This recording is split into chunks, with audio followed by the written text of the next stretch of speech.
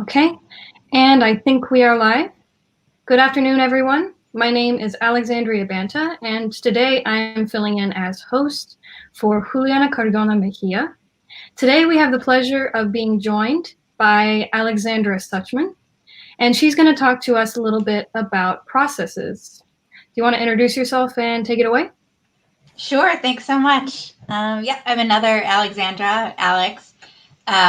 And my business is called AIS Collaborations. I'm based here in DC, and I help small businesses get organized and get the processes and systems they need so that they can accomplish their mission and reach their goals to the fullest. What I found being in the DC area is you have so many people who are really creative and big thinkers and have brilliant ideas for businesses or brilliant ideas for how to solve problems, both big and small. And people are very excited to take action into that. What people in general are not so good at, especially people who are visionaries and big thinkers, is the operations side, the planning, and that's making the inside of your business actually support the outside, and getting the tools and the processes in place to actually do what you are trying to do. So that's what I'm going to talk about today. And that's what my career is based on. I started out in a very different field and worked in public policy and research. And I worked in nonprofits and small business environments and noticed that the problems that were coming up on a day-to-day basis that were making it really hard to fulfill the mission of the organization, or making people really frustrated and stressed with their jobs, they were really predictable and preventable, or if not fully preventable, at least they were mitigatable. So there were actions that you could take to make it so they weren't as bad as could be. And I was the only person at those organizations that really had that perspective. And so I shifted my career into operations management and just started being able to fix whatever problems I saw. Again, both big and small, in terms of, how often do we have to order printer toner to make sure that we never run out in a crisis, to let's plan our business development strategy for the next 2 years. Because the process, the steps that you go through to do that sort of operations planning is the same, regardless of what the challenge is. And that's what we're going to do today. So the presentation is called Punch Up Your Processes, a New Way to Think About Business Operations. And we're going to use this superhero character as we go along, because I know that words like systems and process and infrastructure and operations are words that a lot of people just hate. I understand they're not nearly as sexy as entrepreneur and strategy and vision. They're definitely not the like emotional words that get people really excited thinking about a business. But it's what makes a business run. It's what lets you actually do what you're trying to do. And it doesn't have to be tedious. And, a lot of people, when they think of processes, think of a really big binder with, a million lines of very specific instructions that, it's like, put your right finger on this button and push it. It doesn't have to be really tedious or mundane like that. It's really just, how do you keep track of what you're supposed to do so that you can do it consistently over time, and so you can make changes over time, so you can constantly get better and respond to to what the environment needs. People think of it as once you have a process in place, you're sort of locked in, and it's a very confining thing. But I see it very differently. I think that having processes and structure actually lets you put your creative energy and your passion and all of the ideas that led you to start your business in the first place. You can put your energy into those things and not the tedious recurring steps. All right, so we are going to dive in. this is our superhero character. So for now, just forget about a business and just think about superheroes. There's about 1 million of those movies and TV shows coming out every year, it seems. So pick your favorite one.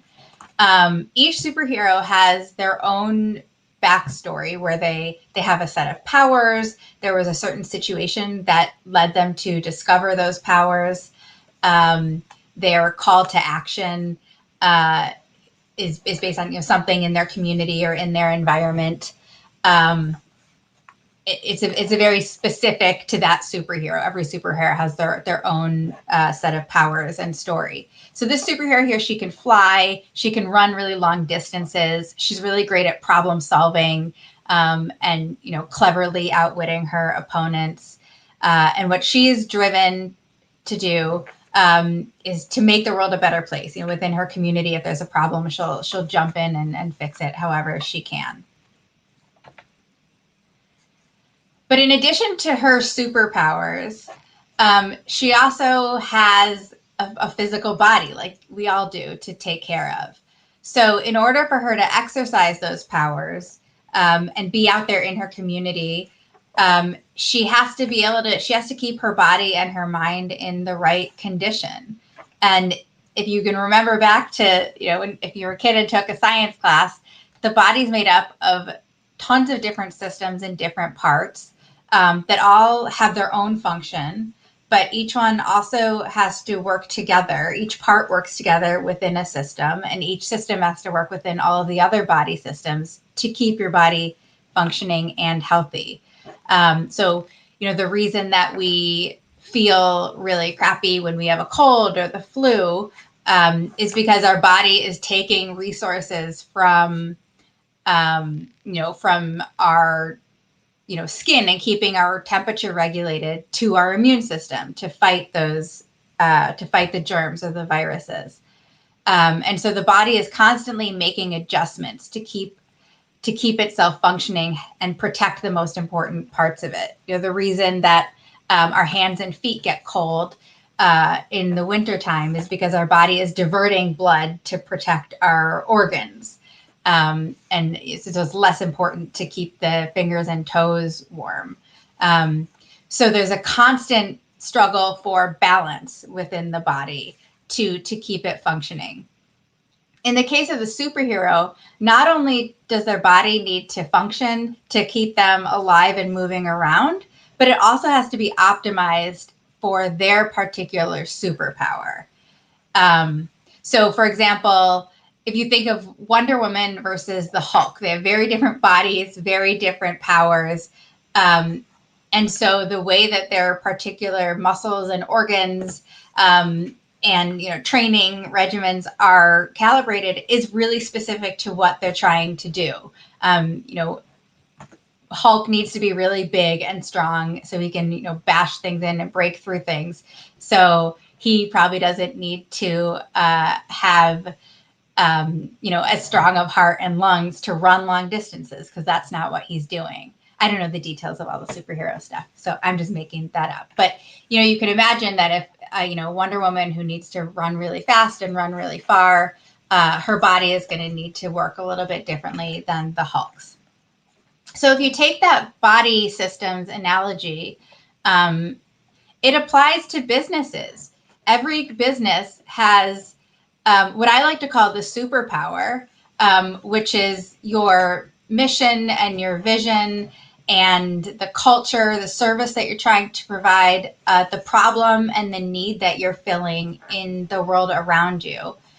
Even if your business is, in a type of field where you have competitors, there's a unique way that you're doing it. There's your superhero backstory of how you came up with that idea, or maybe you provide the service, so you make your products a little bit differently. If it's if you are a food business, let's say you're a soup business, you have your special family recipes, or your soups use certain ingredients that can make people feel better.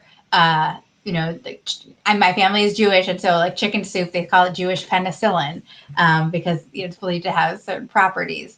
So you have your own reason for doing what you do, and particular way you do it. And those are your superpowers. Those are the same as the superheroes' powers and call to action. For your business, the body systems are all of the things inside your business to make it run. So it's how you define, how you find your customers and how you market to them and how you, manufacture your products or, cook your soup or offer your consulting services. And it's the products or deliverables that you give to your client. It's everything from the email service that you use to the website that you have. It's all of the actions and the resources and the skills that go into letting you exercise your superpowers. And so what good systems and processes are just making sure that all of the different body parts and systems within your business are actually set up in a way and aligned to support your superpowers.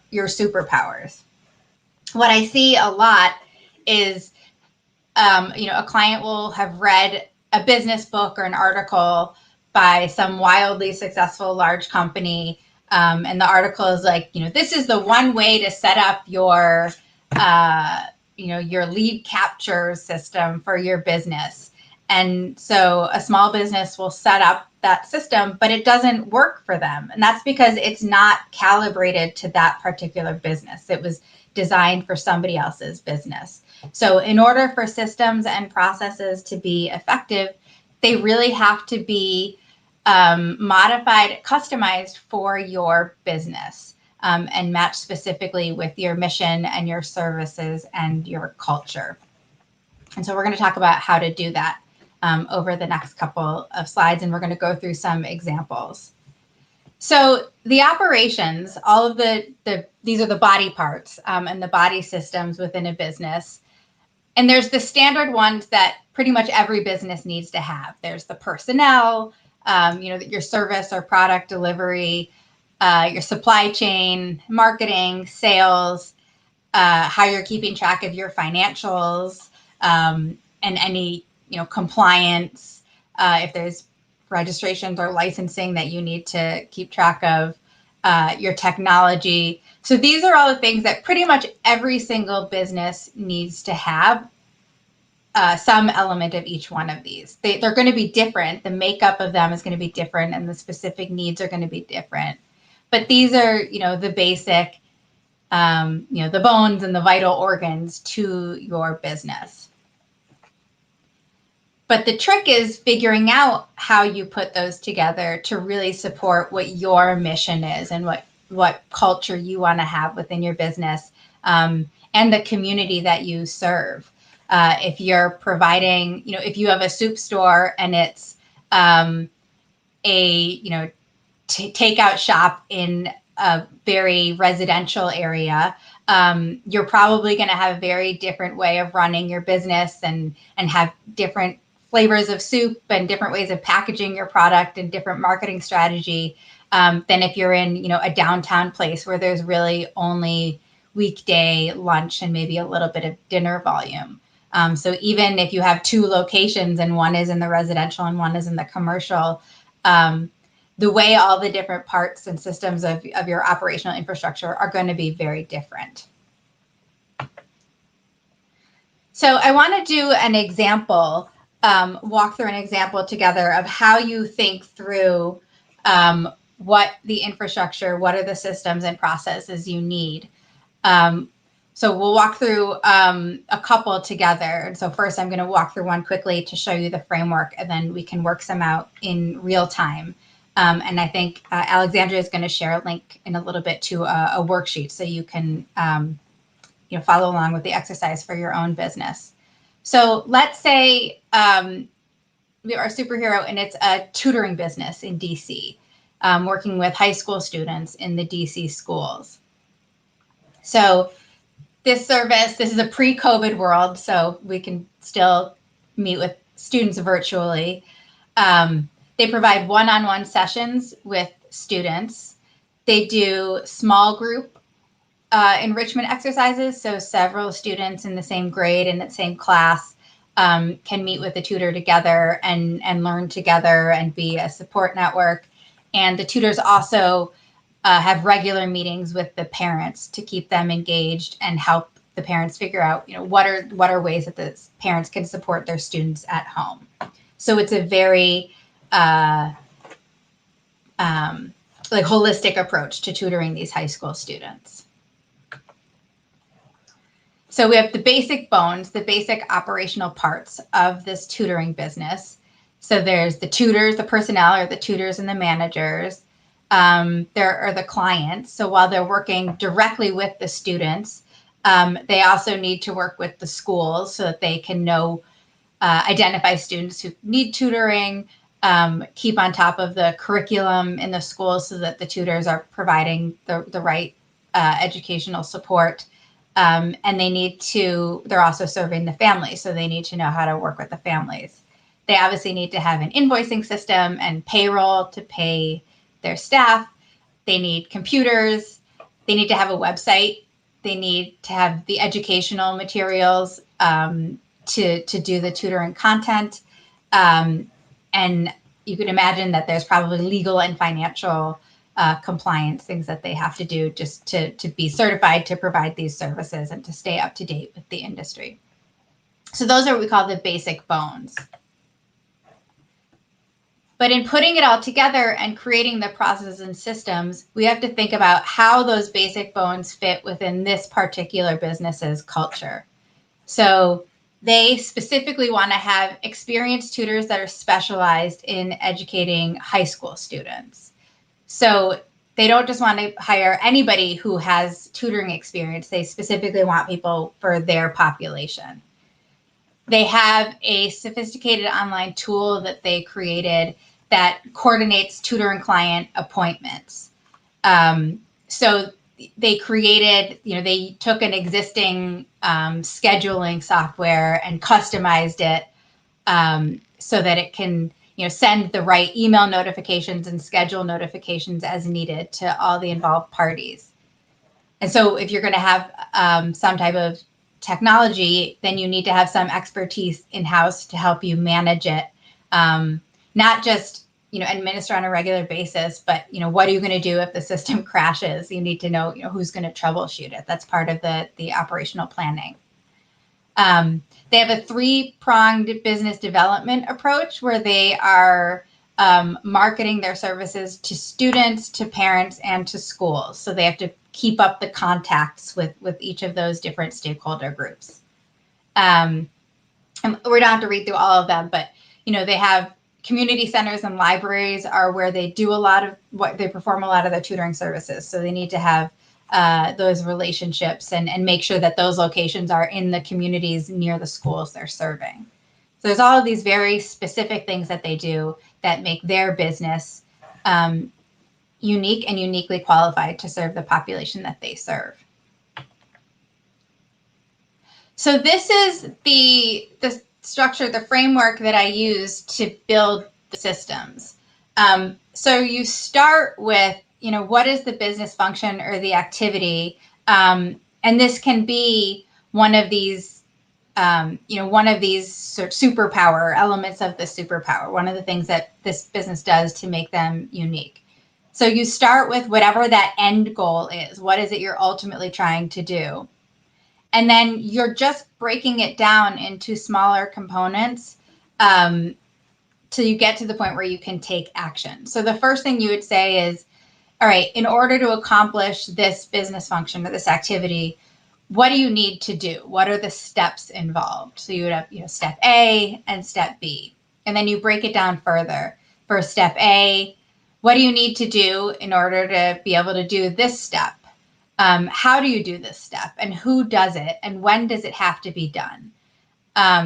Chances are, if it's something that is really vital to your business, it's probably something you're going to do on a regular basis. And whether it's daily or weekly or annually, if you can define what the best way to do that thing is and do it the same way, you're going to save a lot of time and not have to reinvent the wheel. I know when I first started my business, I can give a quick example. And I have a blog on my website. And it was the first time I'd ever had a blog, the first time I'd ever created a website or managed a website. And every time I would go to post a blog article, I'd be like, what did I do last time? I can't remember what I did. And it would take me a while, and I'd be really frustrated because I know that the steps are not that complicated. But after I did it a few times, I wrote down the steps. I was like, okay, first I go to this page and click here. And then I click this button to upload the text. And once I wrote it down, I never had to think about it again. And it just made it so much quicker. Every time I had to upload and post a blog, I could just pull out that checklist and go through those steps.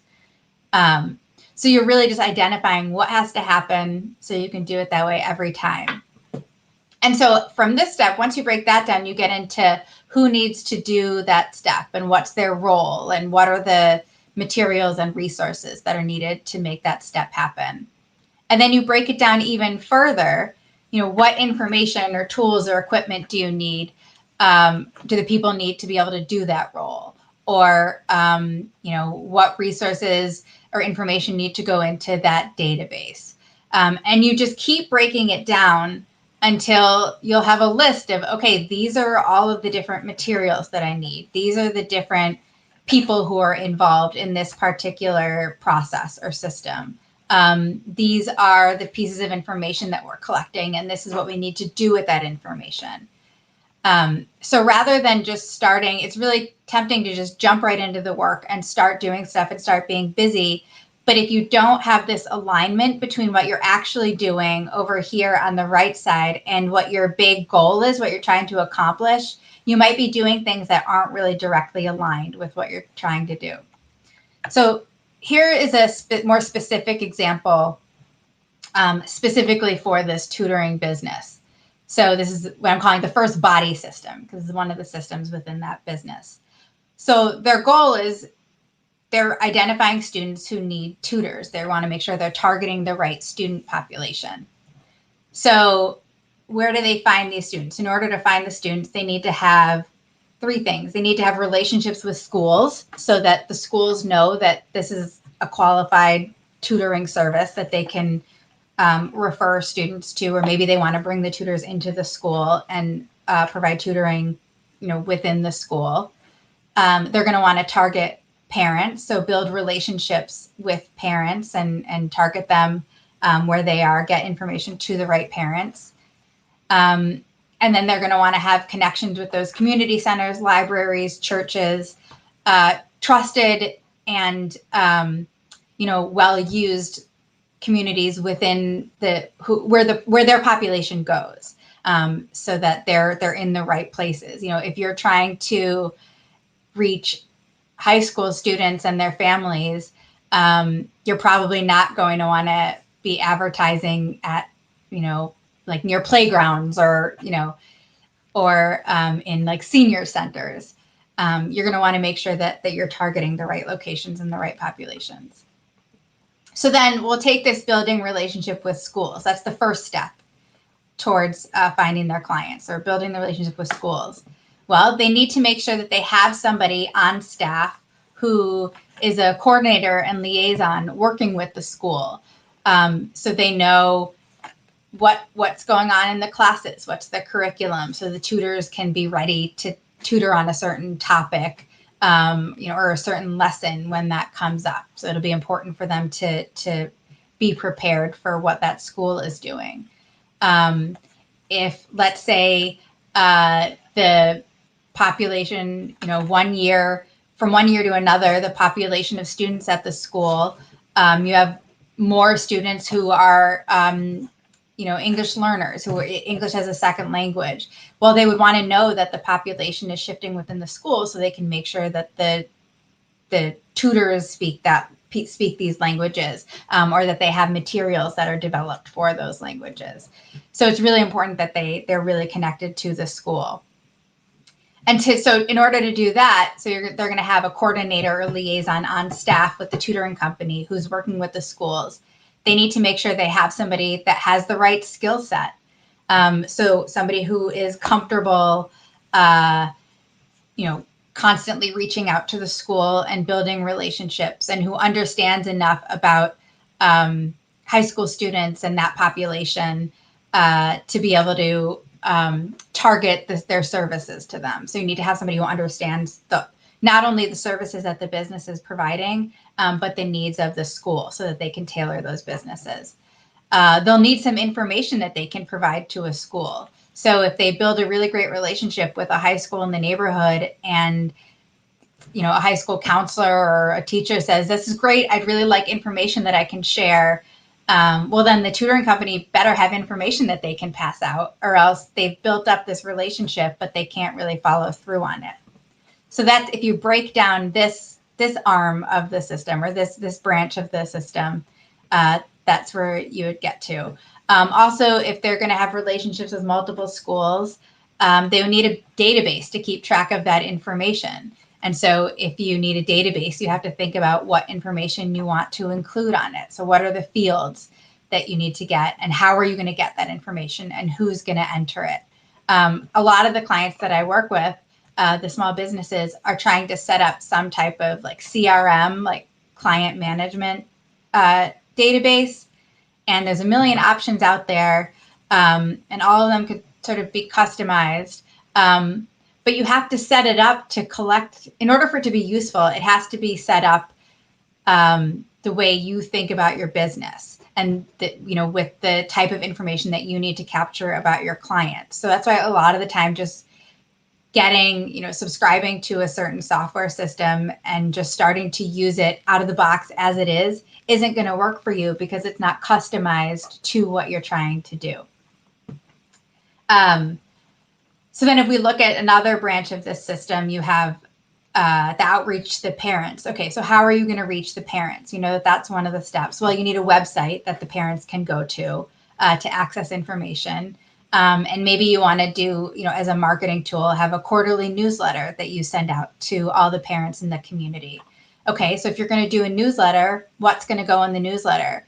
You're going to have somebody who can write the content and keep ideas of the type of content you want to have. You have to have the platform that you're going to format and send the email in. So you have to make sure you have a platform and know how to use it, and have somebody who can do that. So this is one example of the body system. I said this is the Finding Clients body system. Here's another one, and this is scheduling the individual tutoring sessions. So to have those one-on-one sessions, that's one of the specialties of this company. You need to have the tutor, and the tutor, in order for them to do those one-on-one sessions, they have to have the right subject matter expertise and teaching expertise for that particular group of students. And they need to have a way to make sure that they're keeping up with the subject matter, so that what they're working on with the students is what the students need. You don't want them coming in thinking that they're teaching math, when really the students need help with, science, or, economics, or whatever they're learning. So it has to be matched up. So, again, if they're going to have the right curriculum and educational materials, they need to be constantly keeping in touch with the schools, and attending meeting with the schools, so that they can stay up to date on that. And so you can see how you just get you start seeing these different arms of the systems that are lined to a specific goal or activity that the business is providing. And once you get out here, on the right side, these are the things that you can actually do. This is where the system stops being an abstract thing, and it's actually, okay, we need to make sure that we're hiring people who have the right expertise. We need to make sure that we have people who, that we have a database that's collecting the information that we need, and that we know how to use it and troubleshoot if need be. We need to make sure we have a process for checking student outcomes to make sure that, they are improving, and that they are getting the help that we need. Because if they're not, you would want to go back and make some changes to make sure that the services or products you're providing are doing what you want them to be doing. So by doing this, by creating these systems, you're taking a lot of the information that's in your head. You're already doing it for your business. You just haven't looked at it in a made it tangible and visible in this way. And that's where a lot of times operations and processes seem so intimidating. And that's because they are largely invisible.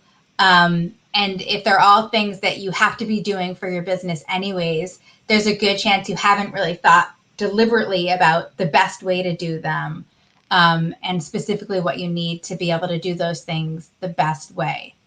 And so this framework that I showed of mapping out a process and starting with the goal or the outcome you're trying to get to, the particular business activity, and breaking it down to what you need, it's going to let you make really smart decisions about your business and stay flexible for when things grow and change. We're going to, in a minute, I'll show you some of the different types of planning and decision making that you can do once you've mapped out those systems. It also gives you a really good way to compare. You can map out the way you're doing things right now, and then you can map out, okay, if you want to, let's say right now you're a consulting business and you serve 5 clients at a time. And so you can map out what it looks like to serve 5 clients at a time. But if you want to grow, if you want to serve 10 clients at a time, or if you want to hire a new person, it's going to change all of those little connections. It's going to change the different body parts and which part connects to another part. And so being able to visualize that and see, how does what you're doing now compared to what you're going to need to make this change or to grow, you'll be able to see it and figure out what you can do to make that happen. So here are some of the types of problems you can solve and ways you can plan and strategies that you can create once you start mapping out your systems. You can look at how you're spending your time. Are you spending your time on the different activities and the different pieces of the system that are most important to accomplishing your goal? Or are you spending time on things that maybe aren't as important? An example here is I've worked with a couple clients who realized once we've done this systems mapping, that while they're spending a lot of time on social media is not really where they're getting clients. So maybe they can have a strategy where they're spending less time on social media to stay visible, but spending more time on the aspects of client development, and drawing in new attention that are going to be more effective. You can look at what are the different responsibilities or what are the different tasks that need to be done within your business and who's doing them. It's a good idea for any particular role or task or function area that there's a person or a couple people who are assigned to it so it doesn't fall through the cracks. That's a challenge with small businesses as they grow. The roles, each person's roles and set of responsibilities is going to change. And when you have it all mapped out and these are the 20 things that we need to do in order to be able to keep this business running, you can assign things to different people and make sure that each person's workload is appropriate for what their overall job is, and that one person doesn't have a whole lot more work or a whole lot less work than other people. So things are evenly distributed. You can create checklists. So like the example I gave with my blog, if there's some recurring function that you do in your business, you can standardize it by having a list of steps or a checklist that you follow every time. And that way, it's going to be consistent over time. And no matter who's doing it or no matter when it's done.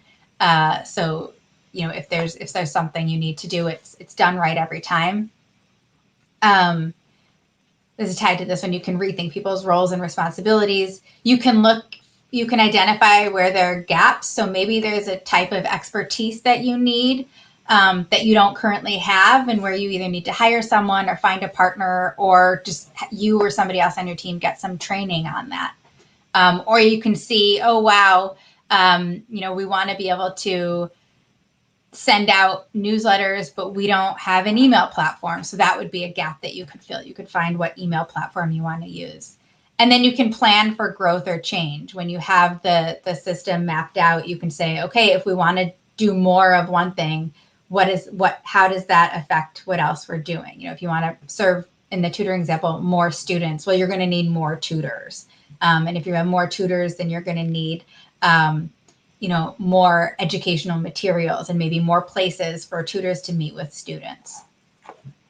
So having this approach to systems and mapping it out really lets you be prepared and anticipate certain challenges and problems that might come up and help you plan accordingly for changes.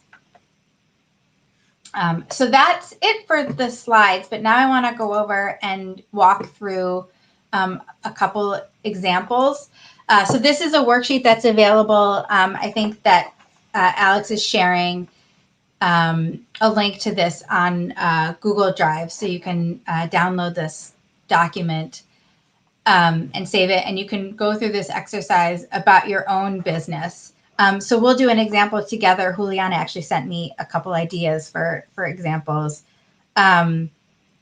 Okay, so one of the scenarios that she suggested was a toy company, and the toy company is shifting to a new manufacturing company. So this is, let's say we have a toy company. I'm going to make it a little more specific.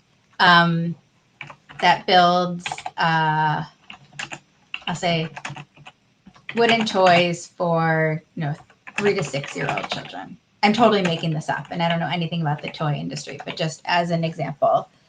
So the toys are they're age appropriate. They're non-toxic. They're gender neutral. They're toys that any kid can play with. They're not targeted towards boys or girls or anything. So these are the superpowers, the specific things that the business would do. So let's say they're changing manufacturers. So they want to keep the toys affordable. That's a big thing. And that's the reason why they're switching to a different manufacturer, is because their old one became too expensive and wasn't following through on deadlines. And they just need something to be reliable. So another characteristic is, always have full range of toys in stock. You're not going to go to the website or go to a store and have them be out of, a kid's favorite set of blocks. So those are just a couple of the characteristics. So the current challenge is that, again, switching manufacturers. My spelling's not so great, so I'm just going to abbreviate. Switching manufacturers to be more cost-effective and reliable. So what do you need to think through? This is a big change in the business. So you're going to want to make sure that you're switching to a manufacturer that is going to do what you need to do. The previous one that this business was working with wasn't effective. So how to find the right manufacturing partner. So we're thinking specifically about the manufacturing needs of this business. The basic bones, the basic components of this business are, okay, so they need to, so sourcing the toy materials. So, wood, nails, screws, paint. You have requirements for like the quality of materials.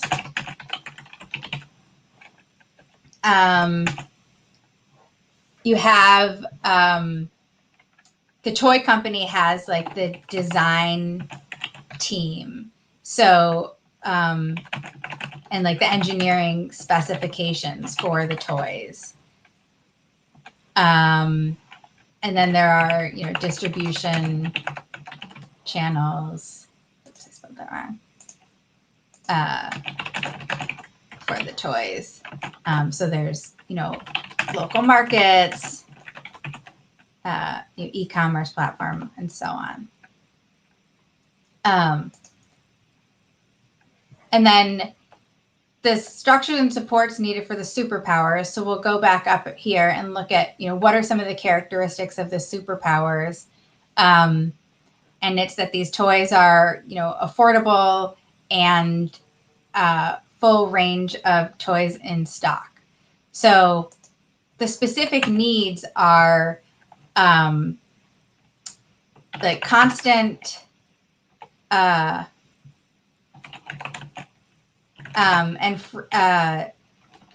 up-to-date communication with suppliers.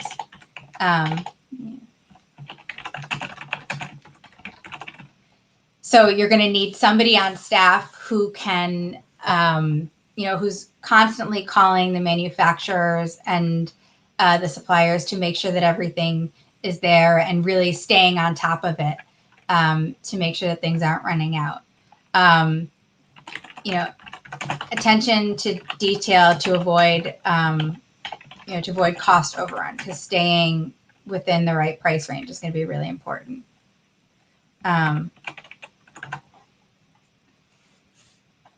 So then you would go down, I'm going to skip down to where there's the system map.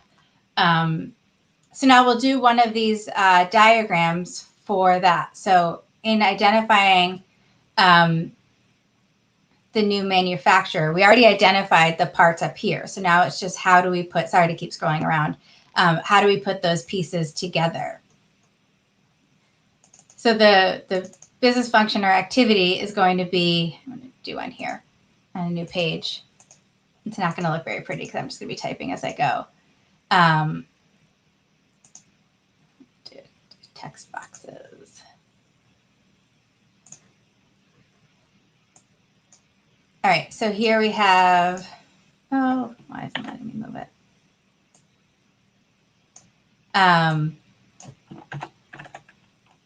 So this is the transition to new manufacturer.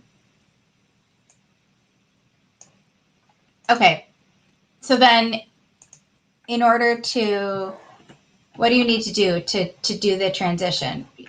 You need your primary liaison, the person in the company who's going to deal with them and who's going to be both sort of onboarding the new manufacturer as well as maintaining the relationship. So that person needs to have knowledge of the manufacturing process.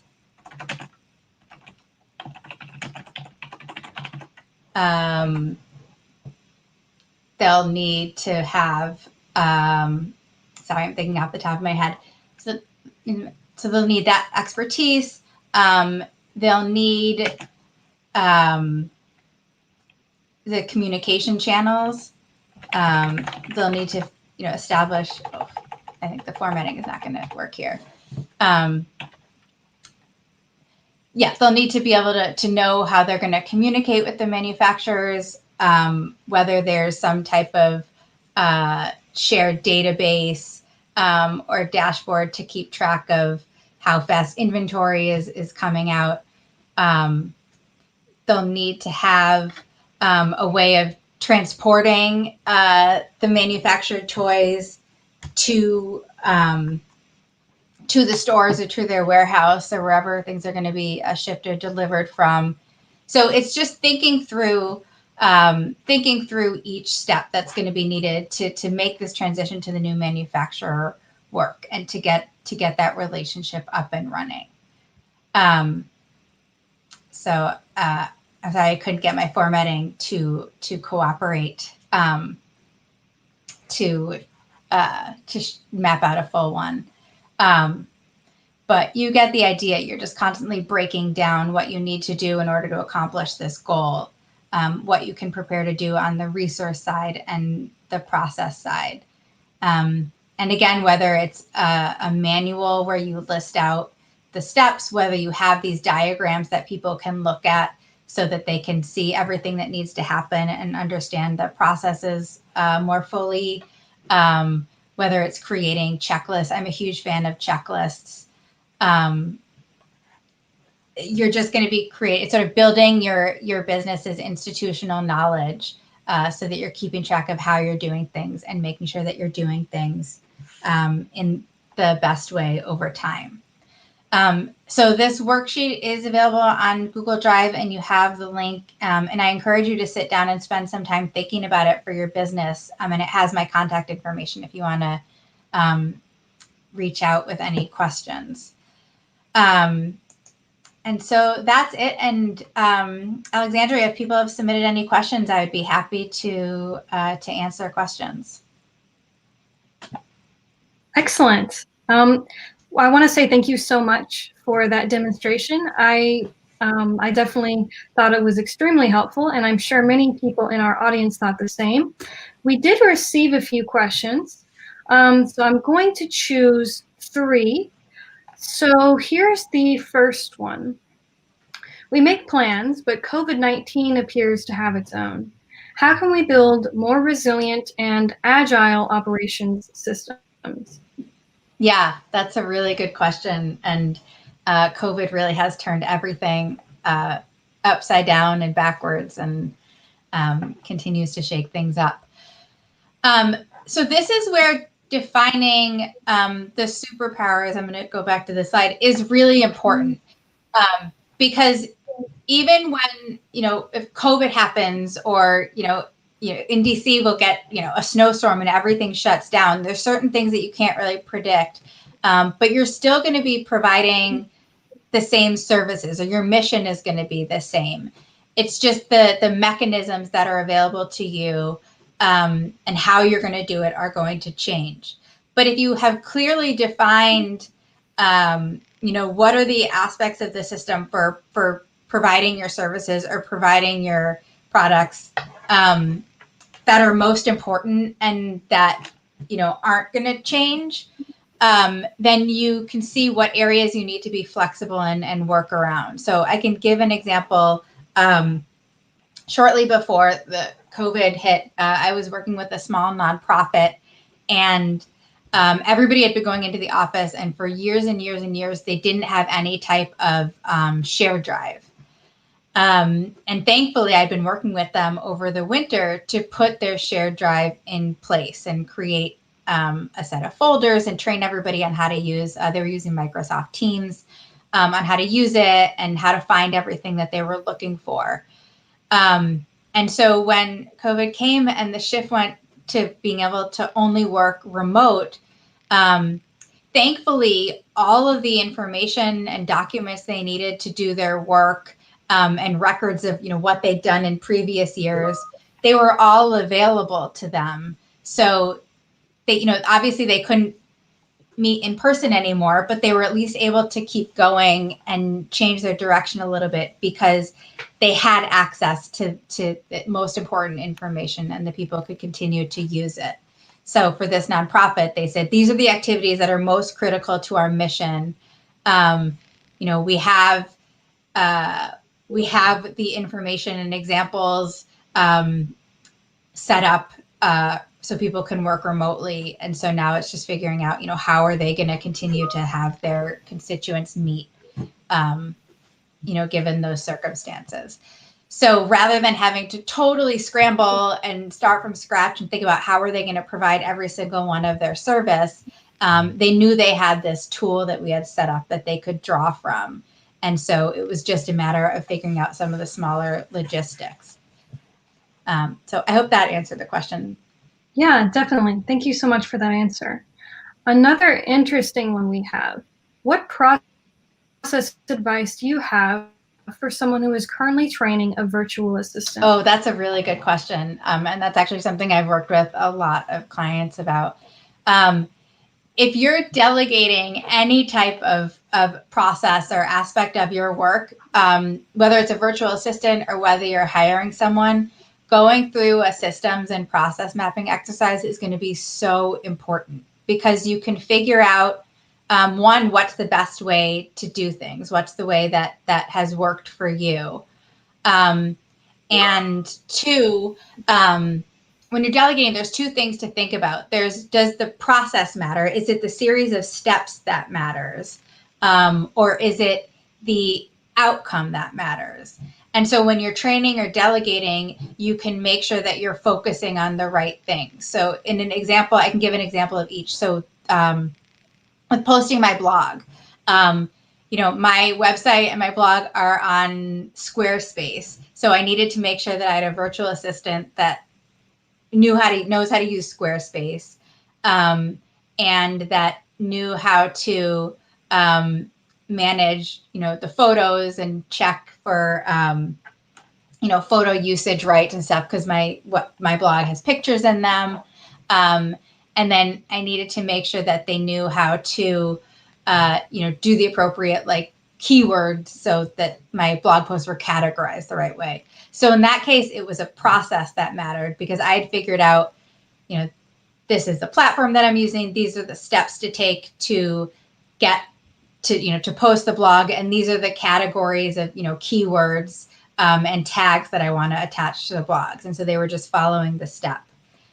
Let's say I was, I wanted to plan a meeting with a client in person, and I just wanted a virtual assistant to set up the meeting. And basically it was just find a time that works for the client and find a location that, is a not super loud restaurant that's, within 3 miles of the client's office. In that case, it's the outcome that mattered. I wouldn't need to give them a specific set of steps to set up that meeting, as long as the meeting was set up and I had the right level of information so that both the client and I could attend that meeting. That would be fine. And so this systems mapping will let you see, is it a particular series of steps that matters? And so the process, is it defined, first you do this and then you do this and you make sure this is in place? Or is it that you can just define the expectation or the outcome, and the person that you're delegating to, or your virtual assistant, has some creative freedom to figure out how to do it? Because otherwise, you don't want to micromanage. And there are some things that it really doesn't matter the steps that are taken. You might have a way that you like to do it, but if you do this process mapping, you might see, okay, I did it that way, but that's not necessarily the only way to do it. And so I don't have to worry about the particular process steps. It's really, I don't need to know that each step was completed. I just need the outcome. And then that's something less for you to worry about. And so you would actually be making it less stressful for yourself, because delegating and training others can be a difficult process. Definitely. And that actually leads right into our next question. Our next one is, I work with interns. I think I've documented the process, yet I only find out my team didn't get it when things fail. I don't have time to supervise each step, especially because I work with 10 interns per year. As a side note, what can I do to minimize time retraining those workers and interns with a relatively short turnover period? Mm-hmm. Yeah, that's another good one. I think you can think about, if you have a number of interns and you're constantly retraining new ones, you've had enough experience to see what is it about the training process that is working. Like, what are the functions that you have interns do that they pick up fine, or most of them pick up fine, and they don't have any trouble with it. Chances are there's some things that are going really well, and some other ones that don't go well. Then you find out when there's a problem. So the ones that are already going fine, you probably don't need to worry about. The ones where there's some trouble, then you can go back and look at those, and it might be beneficial to have a couple of the interns work with you to review it and say, is there something that's not clear about these steps, or how would you interpret these instructions? Or, if I gave you these instructions, would you feel like you were prepared, that you had either the skills or the experience to do this work? And if they don't, then it might let you know that maybe in the future, when you're bringing on interns, they need a higher level of expertise or a different type of experience or a different background than the ones that you've had so far. Or it could just be as simple as you didn't realize that you needed to provide certain background information on a particular task in order for them to do the work well. So, have some of the people who would be doing it involved in your process of coming up with the training.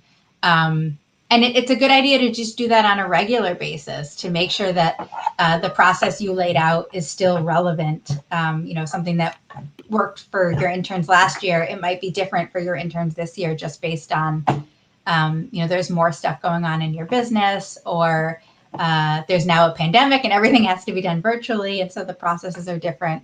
But it's just a good idea to revisit them and have a couple set of eyes and a couple of different perspectives look at them to make sure that everybody is reading the information the same way. Definitely. Yeah, I think it's so interesting that you say that. I love the idea of giving agency to the individuals following the process and not just people who are seeing it from a top-down perspective. I think that's a great way to optimize as well as potentially improve their experience. Mm-hmm. Yeah, and I think that's one of the big benefits of this system mapping is not only do you see it, obviously it's important to look at it from the top down, but in terms of how a process is really going to work once you're doing it, you have to understand it from the ground up, and you have to make sure that, the person who is filling each role has access to the information that they need, or has, knows what to do if a problem comes up. And you learn over time. In that one example, where it said, you don't find out about the problems until, or, that there's an issue until a problem comes up. Well, once a problem comes up once, what can you do to make sure that it doesn't happen again, or that it doesn't happen in the same way again? And so in that sense, you can constantly be making your business more resilient and more effective and efficient. Most definitely. So I remember saying we were going to do 3, but we actually have a couple of more if you have the time. Is that okay? Yeah, absolutely. Awesome. Okay, so the first one that we have is about specific CRMs. It says, do you recommend specific CRMs for specific industries or situations, or is it more of an individual basis? And there's a second part that says, can you give some examples of databases as mentioned on body system number 1 slide, or are they interchangeable? So I think this person is more in the beginning phases. Yeah, that's a really, really good question. And I worry that the answer, people aren't going to like it, because it really is, it depends. I think there's a lot of great tools out there, but each tool was created as a solution to how somebody envisioned the problem. And that might be different from how you're envisioning the problem, or for, what your particular needs are. So when picking a CRM or any type of tool, the first thing I think is important to do is to think about what you need it to do. What are the outcomes that you're looking to get from that tool? So if it's a CRM and you basically want to see, your pipeline, who are the leads that you're talking to, what's your closed business, what's your win-lose rate, who are your current clients, who's paid their invoices. In that, if that's your primary need, then you probably want something that has, where you can look at things in like pipeline stages, and maybe think about whether you're a visual person and want to see things where you can see all of the different stages, or are you a list person and you want to see things, in a list and see all your clients at once. There's a lot of different you have to think about how you will personally use that information and how it can be presented in a helpful way, so that you pick a tool that not only lets you use the information in the right way, but lets you see it in a way that's going to make sense and be really useful to you. If you're looking for a tool where you want to have a lot of automations and workflows, there are some that are easier to use in setting up workflows than others, or that have workflows that are specifically geared towards setting up phone calls or setting up emails, or doing videos. So I would say think through what it is you want to get from the tool, and then start looking and comparing. Because if you just start looking at tools, on their website, they all promise that they can do everything. And then you might subscribe to one and realize that you don't like the interface, or even something like you don't like the terminology that it uses to talk about the different pieces of information. So it is a really personal thing. And the great thing is that if you go to YouTube and, say, demo of, whatever platform, there's a lot of videos that will give you a tour of how it works. And so you can see, oh, I like that interface better than this interface. You know what, this one has too many bells and whistles and I don't really need it. That's another thing to keep in mind, is how much are you going to need to customize it, and how comfortable are you with with technology in general, with figuring out all of the different customizations. Some tools are pretty easy to figure out right as you go. Some are more complicated, and you might need to partner with somebody who has that sort of expertise. So it really is defining what your needs are, how many people need to use the tool, how much you're willing to spend, all of those things, and then compare your criteria to the tools that are out there. So that said, because I have a very specific way of organizing information in my own head, I tried a few different CRMs and none of them did exactly what I wanted to do. And so I actually really like Airtable because it's totally flexible. They have a lot of different templates, but you can pretty much build a tool to have as much or as little information as you want. And there's some really good tutorials. But I have clients who really like Zoho. Zoho has integration, with LinkedIn. So if you want to do like background research on contacts, it lets you do that. And it has a lot of plugins, so it's more sophisticated. I have a couple clients who just use a spreadsheet, and that's totally fine, and that's all that they need. So you don't want to make anything more complicated than you need it. Both in the setup and in how you're actually using it.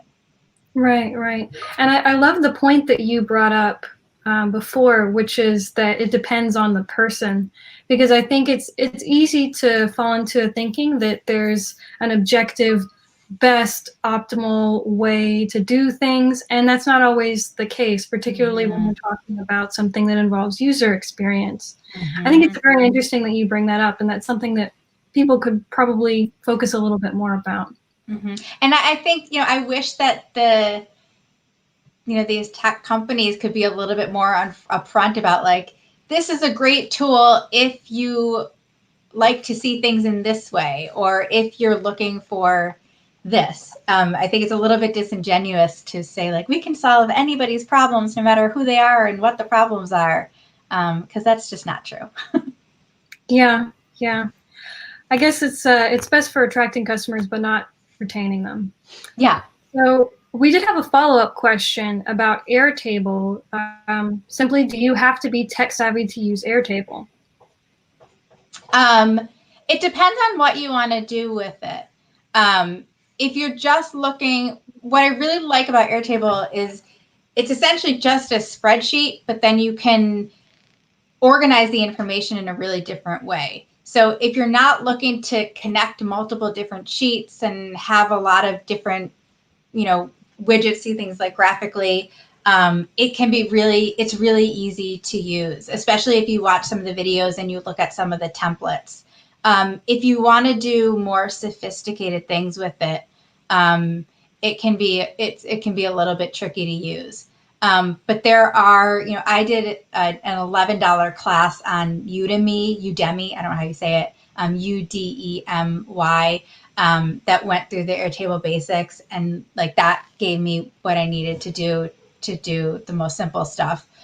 For clients of mine that wanted to do more sophisticated things, I know some people that help people set up databases, and so they did some of the more complicated pieces. But just to get started, I mean, I use it for planning all of my blogs and social media, and so I can unlike Excel, you can attach like pictures or videos in the spreadsheet. So I'll have like the name of the post content, the video, the platform that's going to go to, and the dates, and I can just look at it there. And so it's not a particularly complicated database, but it's more sophisticated than what I could just do in Excel or Google Sheets. Right. Well, thank you. I think we all learned a little bit more about a product that we might not necessarily have known about. I think we do have one final question, if that's okay. Yeah, absolutely. Yeah, so this one, I guess a positive note. It says, I recently started my business solo and I'm hoping to be searching for a first hire soon. What documentation should I have ready to go before I hire so that we can hit the ground running? I love that question.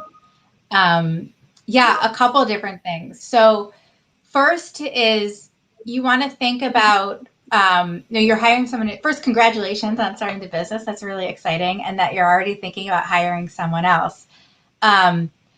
Thinking about the superpowers is going to be really helpful. Like what is it that you want your business to, what do you want the experience of working with you to be for your customers? Beyond just that you have, you provide a certain service or a certain product, like what level of customer service or personality. And so when you hire someone, in a small business, fit is a much bigger deal than in a large business. If it's going to be you and you're hiring one other person, you want to make sure that you are really compatible in how you work together, that you have, compatible communication styles. Maybe you want to think about bringing someone in that has a different skill set or offers a different perspective than what you have. So you have a more well-rounded, between the two of you, you have a more well-rounded set of expertise to draw from. So I would say don't just think about the technical skills. Think about what you need to continue to perpetuate your company's brand. Then in terms of the onboarding, in order to hit the ground running, put yourself in the new hire's shoes, which is hard to do if it's your business and you've been there from day one. But think about, okay, if you didn't have all that experience and you were coming in cold, what would you need to understand about the history and the background of the business to be able to know how to represent the business? What would you need to know about the customer base that you're serving and how to serve them the right way? What are, as we're talking about the processes with the virtual assistant question, are there clear expectations for what the work is and how you're supposed to do things, and where the new person will have some autonomy versus where they should just follow the processes that are there? How do you want them, do you want to have regular meetings? Do you want them to call you or text you when there's a question? How do you want to communicate? The more you can think through and come up with a really clear picture of how you want that person's, how you want them to experience working there, then you can create that experience. I think we probably all had that experience where you start at a job and you can tell that nobody really prepared for you to be there. And so it takes several weeks before you can find your footing. You're just sort of waiting for somebody to tell you what to do. And that can certainly set you off on the wrong foot with a new job. So having somebody, setting them up for a positive experience from day one and showing that you've put the thought into, what they need to know and what training they need, and what broader context they need. Or that you've already thought, oh, wow, in the interview, they really impressed me with this one skill. So I'm going to make sure that they can put that to use from day one. So just thinking about the experience of that person more holistically and preparing for the different parts of it. That's a really thoughtful question. Certainly.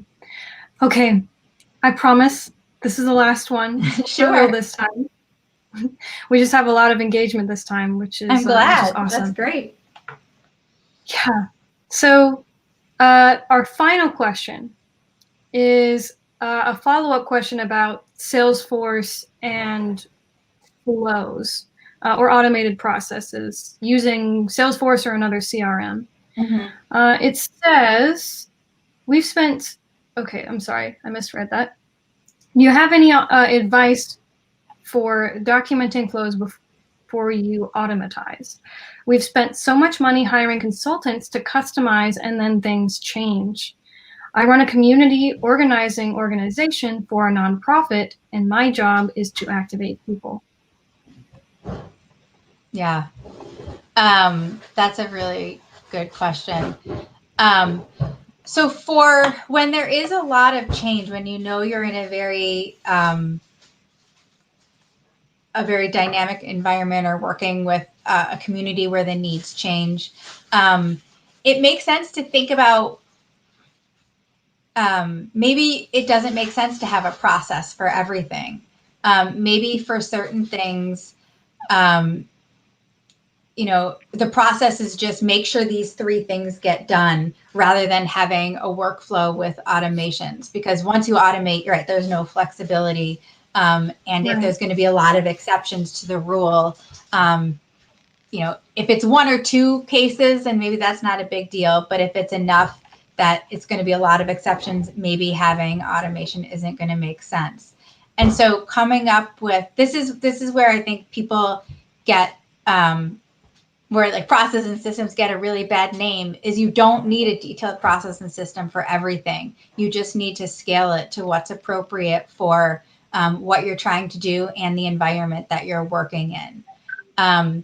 So if there are certain aspects of that work, so if it's community organizing, maybe having a checklist of like every time we're going to train a new group of volunteers, like these are the materials we need to bring.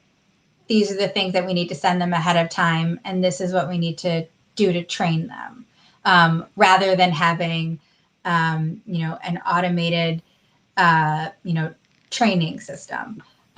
Or maybe it's, if you're working with a community population, like you just need to collect this information from people, but you can have an automated workflow for collecting the information. But if not everybody has access to a computer or a smartphone, it doesn't make sense to develop a really sophisticated, online form, because you're going to have to collect it differently for other people. So sort of think about what's the minimum amount of process or structure that you can put into place that will give you, sort of maximize what will actually be useful. Because I've seen so many cases where people put a lot of energy into automating workflows, and then there's just too many, exceptional cases to make that useful.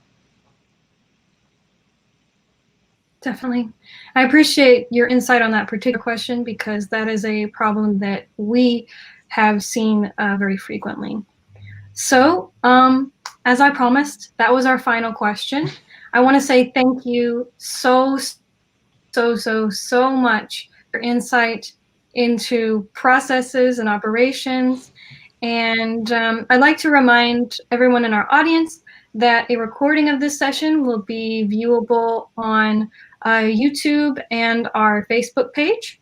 So feel free to check out this particular recording if you want to hear any of this insight again.